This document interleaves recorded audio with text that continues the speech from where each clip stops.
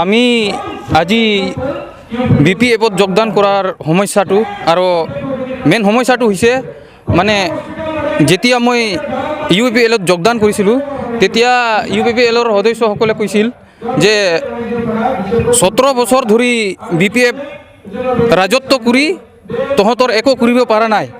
মই 17 দিনত কাম কৰি দেখুৱাম। ফেৰেংগা ছাৰে কোৱাৰ কাৰণে আমি ভাবিলোঁ ঠিক আছে, আমাৰতো এটা সমস্যা আছে, মেইন সমস্যা মাটিৰ পাট্টা। 5 বছৰ ভিতৰতে চালোঁ কি 17 দিন, এতিয়া 5 বছৰ গুচি গ'ল।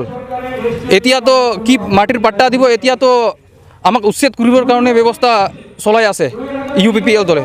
এইটোৰ কাৰণে UPPL এৰি আজি BPFত যোগদান কৰিলোঁ। ক'ব লগা গ'লে মানে UPPL ডাইৰেক্ট জিৰ'ই হৈ যাব।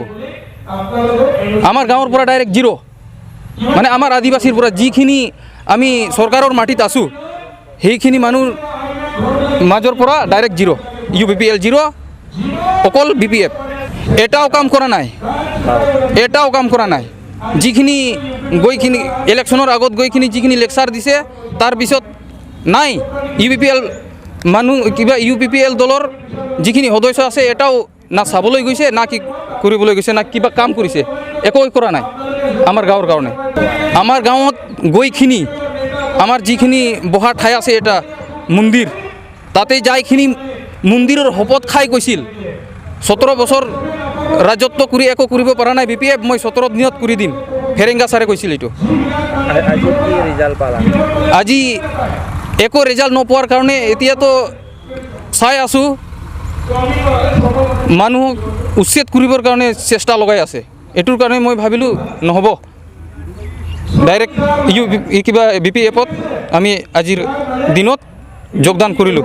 এইটোৰ কাৰণে 17 বছৰ চলাইছিল, সেই 17 বছৰ ভিতৰতে হাগ্ৰামা ছাৰে কৈছিল যিখিনি মানুহ 2006 চনৰ আগৰ পৰা আছে তাতে বসবাস কৰি আছে সিহঁতক মাটিৰ পাট্টা দিম।